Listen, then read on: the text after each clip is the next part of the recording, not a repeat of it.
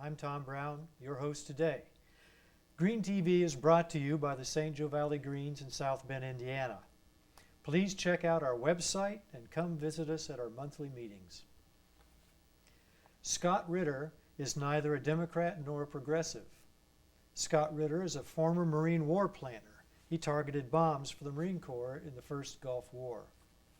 Ridder voted for George Bush in 2000. Scott Ridder was a United Nations weapons inspector with intimate knowledge of the security and Iraq policies of the Clinton administration and the current Bush administration. Scott Ridder is against the war in Iraq. Ridder spoke to activist San Diego on Martin Luther King Day, Monday, January 20th, 2003.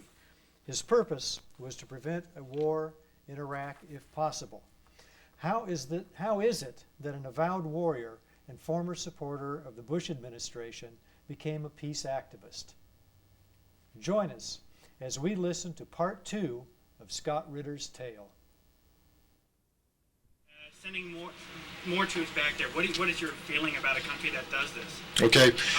The question centered on the issue of what's my feelings about the veterans. I mean, we went to war in the Gulf War the first time around, and of the 600,000, over 200,000 today are suffering the effects of what's called Gulf War syndrome. Some of it is the effects of exposure to depleted uranium. Some is effective exposure to chemical agent. So, yeah. Well, to be honest, what I'll say is I don't know enough about it, so I can sit here and endorse one finding or the other. I do know that many thousands of our veterans, the people who wear our uniform, the people who serve our country, are ill, and that the United States government has turned its back on these veterans. And now we're talking about going to war again in Iraq, exposing more hundreds of thousands of Americans to things, and we haven't even taken care of the guys who got sick the first time.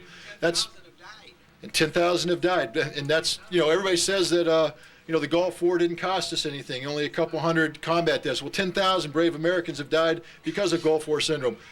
I'm dead set against it. This is why one of the things that I accomplished in Iraq the last time I went was to get the Iraqi government to turn over documents that would facilitate the work of lawyers who are working on behalf of the Gulf War veterans so that they can win compensation from companies that help supply Iraq with weapons of mass destruction. It's a shame that the Iraqi government has to provide these documents to help American veterans when the U.S. government is turning its back on these veterans and getting ready to expose even more brave Americans to this. I think the American people should wake up. We're a democracy. This is government of the people, by the people, for the people. It's high time we start holding those whom we elect to higher office accountable for what they do in our name. Okay, in the face of everything that we've said here tonight, why is it the U.S. government is aggressively pushing for war? This is my personal opinion, and you can take it and leave it as you wish. I think that what we have in Washington, D.C. right now, I voted for President Bush. I should say that right up front. Okay. Did you get a free spoon of Coke for it? You are brave. You are brave. Mea culpa. But what I'll say is this. I was one of these people that listened to him when he said that he was a uniter, not a divider. Okay, I'm not here making a party speech. I'm just telling you something here.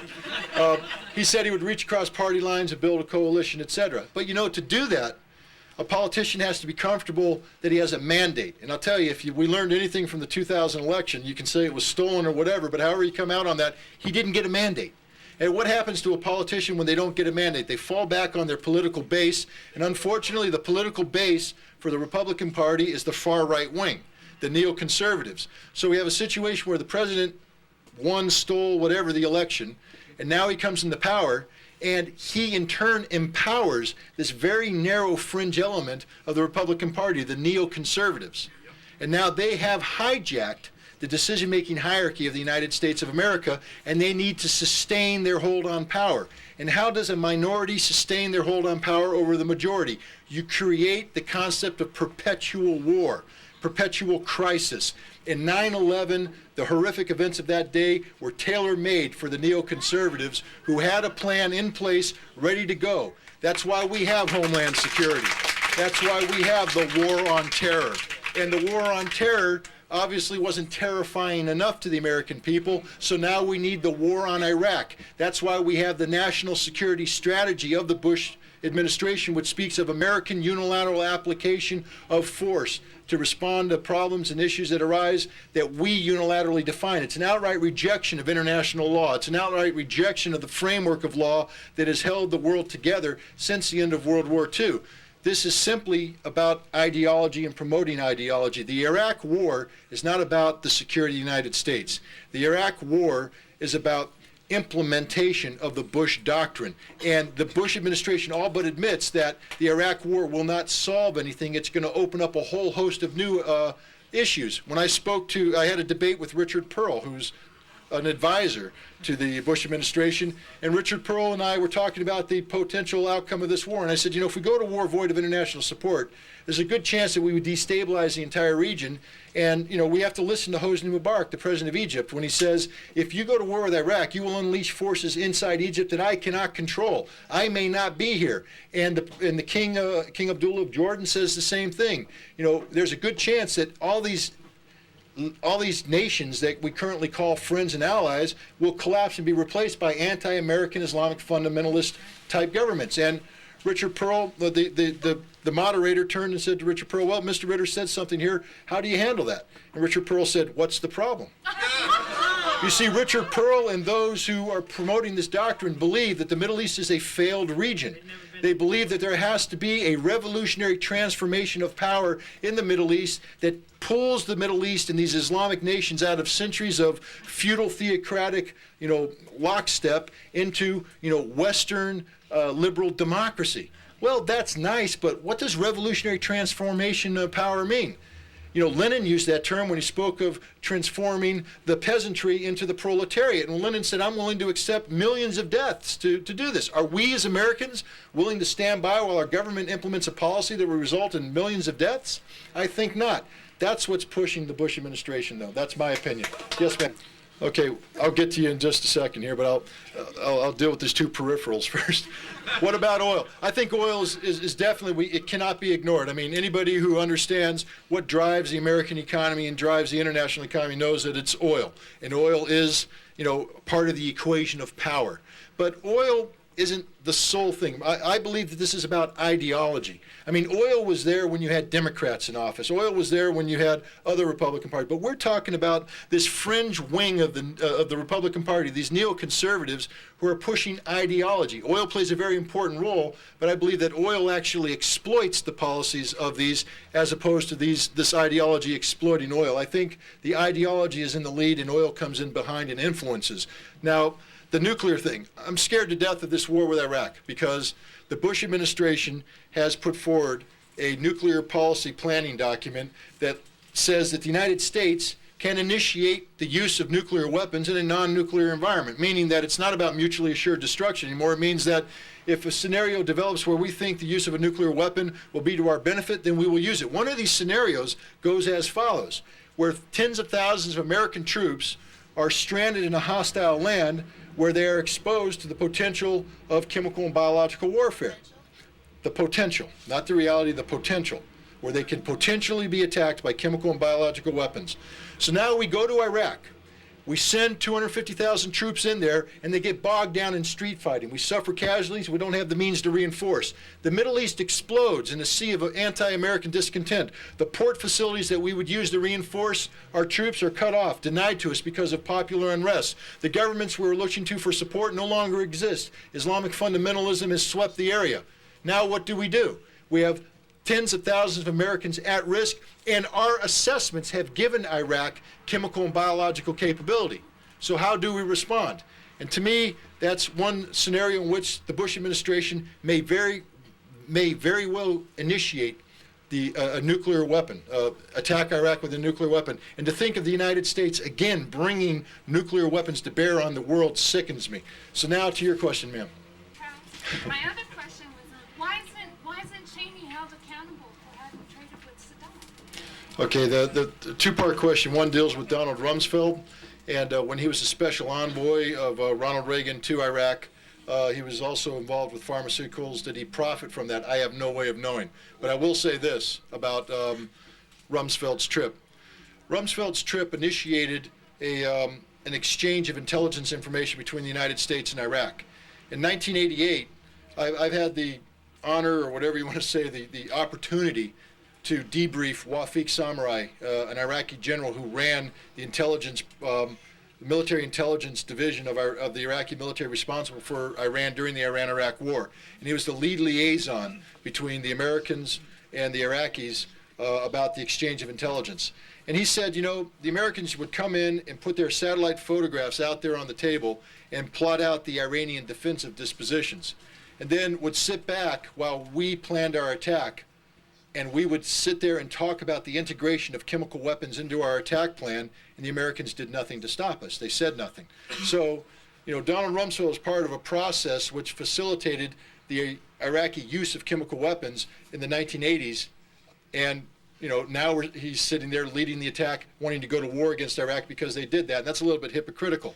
It's also hypocritical of Dick Cheney to speak about, you know, this maintaining this absolute embargo against Iraq, this economic sanctions, when as the chief executive officer of Halliburton, his company was involved in several multi-million-dollar oil refurbishment deals. These aren't illegal deals under oil for food. He can do them. They did them through Irish cutouts.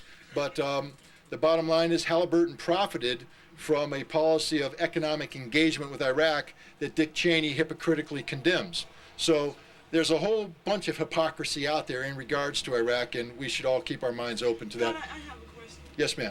Yeah, I just wanted to. You were in, you were inspecting. You were in Iraq. There's a lot of people that are going to Iraq, and it seems like Saddam Hussein has been highly demonized. I just want to know about the people of Iraq. What do you feel about Saddam Hussein? Okay. Well, the question deals about the people of Iraq and what do they feel. Your feeling when you're Right. there. And because I was there, what are my perceptions? First of all, I can't tell you what their feeling of Saddam Hussein is, because my job as a weapons inspector was not to go around and interview Iraqi citizens about their feeling of Saddam Hussein. I have my perception of and I'll frame it in this way. You know, as Americans, if you look at the media, I mean, we turn on the TV, showdown with Iraq, showdown with Saddam, war with Iraq, and you know, we've turned this concept of what's going on into entertainment. It's like the world, you know, the World Wrestling Federation, you know, where you're going to have the animal come out and fight the Hulk or whatever. And we've also taken a nation of 23 million people of tremendous religious and ethnic diversity, and we've simplified them into the personage of one man, Saddam. We view Iraq as Saddam Hussein. And that's simply not the case. Iraq is composed of 23 million people, human beings just like us. They wake up in the morning, they aspire to the same dreams that we aspire to, they want the same good life for their children, and you know, they just want to live life. And believe me, most of them would probably want to live life without Saddam Hussein, but they're not going to be willing to sit back and let somebody come in and invade their country and take over their resources. Study history. Do you think on June 1st, 1941, that the people of the Soviet Union loved Joseph Stalin, that they got out there and voluntarily said, "We love you, Uncle Joe"? No, this is a nation that their military was purged, where tens of millions of people were starved, and they had more millions of people in the gulag. Yet when the Germans invaded on June 21st, the people of the Soviet Union rallied in defense of their homeland. And the Iraqis will rally in defense of their homeland because it is their homeland. It's their homes, their towns, their villages, their neighbors. And we have to understand that. They will fight us tooth and nail. But, you know, they're not evil people. I'll just give you two little vignettes. You know, when I was an inspector in Iraq, I was one of the most hated people in Iraq. They showed my photograph on Iraqi TV every night and they called me Abu Azamat, the father of all crises. When I came to Iraq, there was a crisis, and I'm the guy who's responsible for causing all these problems. So on the rare occasions that we had an opportunity to go out with my team and eat dinner in an Iraqi restaurant, we didn't slip in and slip out. They saw us. And one night I was getting eyed by this Iraqi lady. She was just sitting there giving me the evil eye, and I'm going, my alarms are going off. You better get out of here. Something bad's going to happen. She gets up from her table and she walks over and she stares at me. She says, "You're Scott Ridder." And I said, "Yes, ma'am." She said, "I just want you to know that we know you have a job to do. And we know you're just doing your job. We don't like your job, but we know you're just doing your job. But you need to do one thing for me." And I said, "What's that, ma'am?" She said, "Go back to America and tell them we don't hate you. So why do you hate us?" And that's a big question. Now, the other thing, I was driving down the highway coming back from an inspection, and a school bus pulls up. We're at a stoplight, and the school bus pulls up, and the teacher sort of looks out, and there again is Abu Azamet's ugly face, and she points, and she gets all her children to rush over the side, and they're all staring down, and they're chanting, "Down, down, USA! Down, down, Bush! Down, down, Ritter!" Screaming it, and I looked up at him, and I waved. And instantly, all the kids start waving back, including the teacher, and the demonstration was over. Ladies and gentlemen, the Iraqi people don't hate us. They're human beings, and we have to find a way to coexist with them as human beings. Yes, sir. Scott, I was catching the news before I came over here. They said you're actually going to Iraq tomorrow. Is that true? Yes, I'll be departing for Iraq tomorrow. And if so, what they mentioned is you're going to be meeting with some government officials. What do you hope to accomplish on this trip, other than the obvious, preventing a war? Well, you know, we live in dangerous times right now, and you know, I have to tell you that I don't want to go to Iraq, because I know that by going up there, I'm just teeing myself up, and I'm going to get beat to hell by the media and by those who are proponents of this war. But as an American citizen, I feel that it's my obligation to do everything possible to avoid a war. And because of my unfortunate, unique experience, I am positioned where I can go to Iraq, and I can have meetings with senior Iraqi officials, and I can promote ideas and concepts that can maybe open up alternatives to war. I don't want to prejudge the outcome of this. I don't want to give away too much. I'll be joined by Dennis Halliday, the former humanitarian coordinator for the United Nations in Iraq. I'll be joined by Norman Solomon, the director of the Institute for Public Accuracy, and hopefully we'll be joined by some British colleagues. And the goal is to go in and implore the Iraqi government to start creating conditions in which war can be avoided. It's not simply about working with weapons inspectors and cooperating with weapons inspectors. President Bush has said his policy on Iraq is regime change. And to be honest, the only way we're going to stop this war with Iraq is to stop it in Washington, D.C. President Bush is going to have a way to save face on this issue. He has committed so much political capital to the concept of regime change that he can't back away from it. So I'm going to go into Iraq and try and create regime change. But it's going to be done by focusing not on military intervention, but rather imploring that the Iraqis do whatever they can to assist their human rights issues. What can be done to bring the United Nations back into Iraq so that there can be effective monitoring of Iraq's human rights? That would be regime change. I'm going to implore on the Iraqis to build upon their promise of rewriting their constitution to allow opposition parties, and to expand on that, maybe to bring in the United Nations to help monitor the creation of opposition parties so that you can have a UN-monitored election 3 years from now for the parliament. That would be regime change. And if things of this nature can take place in concert with weapons inspections and Iraqi cooperation with the inspectors, you know, President Bush opened the door for such a concept of nonviolent resolution, nonviolent regime change last fall when he said, if Iraq fully cooperates with the United Nations demands on weapons inspections, that would be unique in our relationship with Iraq. It would signify a change in the regime. So let's build on that. Maybe it's desperate, but you know, when your boat sinks in the middle of the ocean and you're out there treading water, you know, big waves, and you're waiting for that other ship to come over and rescue you, and you're getting tired and you're getting tired. Do you just give up and sink? No. You keep treading water, hopeful that a ship will come in. So maybe my trip to Iraq is simply treading water, and ultimately it's going to fail and I'm going to drown. But you know what? Maybe over there a ship will come in and rescue us and save us from all these problems. Yes, sir. In your personal experience, what did you see as far as the average Iraqi suffering from the sanctions? Is it true that as many children died from disease as has been claimed in some of the alternative press?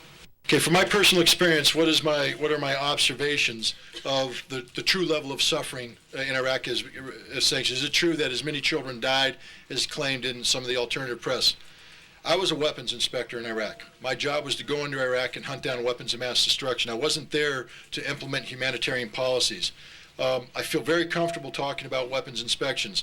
I'm not comfortable providing eyewitness testimony to economic sanctions and the level of suffering, but I will say this. Dennis Halliday, the gentleman who's going to be accompanying me, was such an eyewitness, and I have the highest regard for his integrity and the accuracy of his reportings. And when Dennis Halliday says that there was a period of time in which 5,000 to 6,000 children under the age of 5 were dying every month. I believe Dennis Halliday. He's been to the hospitals. He's seen that situation. And I think we should put it in another perspective. In an effort to disarm Iraq of weapons of mass destruction, we justify the continuation of economic sanctions. You know, in the 20th century, the century of weapons of mass destruction, from World War I up to Hiroshima and Nagasaki, there are estimates to say maybe 450,000 people died as a result of the world's use of weapons of mass destruction. To rid Iraq of weapons of mass destruction, justifying economic sanctions, we have killed upwards of 1.5 million Iraqi civilians. So I think we've got this irresponsible fixation on weapons of mass destruction and the threat they pose. When we go around killing 3 times as many innocent Iraqis to get rid of weapons of mass destruction that died in the century of weapons of mass destruction, there's a distinct problem there. I have time for 2 more questions. I'll take one in the back. Yes, sir. Well, what I'll say is this. I'm not disputing what you say. I'm not here to enter a debate. I was on the staff that participated in this war. I was one of the planners, and I was involved in targeting. I can tell you, every time we sat down and planned out a target, we had a whole host of military lawyers going through each one. I can tell you that we bent over backwards, from my perspective, to ensure that every time we dropped a bomb, and let's be real here. We're talking about war, ladies and gentlemen. You know what war's about? It ain't tiddlywinks. It's about killing people. We're talking about total war. When we go to war with Iraq, it's not simply bombing their troops in the field. War is about taking it to the enemy. You break their will to fight. That's what we did in the Gulf War. I'm not saying it's a good thing, but my God, when we go to war, we will kill. And we will kill them by the thousands, by the tens of thousands. That's why we should do everything we can to avoid war, because war is so terrible. And we had lawyers looking at the targets. Now, if you're telling me that, who says bullshit about the lawyers? I'm telling you, every target that we bombed, we had a whole host of lawyers looking at it.